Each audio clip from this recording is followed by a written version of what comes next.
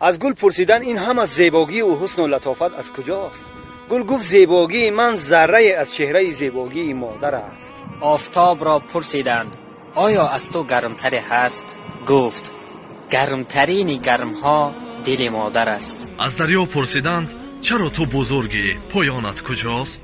گفت از چشمه مهر و محبت مادر آب میگیرم که آن بی پایان است. از ابر پرسیدند چرا تو گریان هستی؟ این همه باران از کجاست؟ گفت این همه قطره های اشک مادر است. یک شخص نزد پیامبر خدا صلی الله علیه و سلم اومد و گفت یا رسول الله، کی از مردمان زیادتر به من حق دارد تا که به او نیکی کنم؟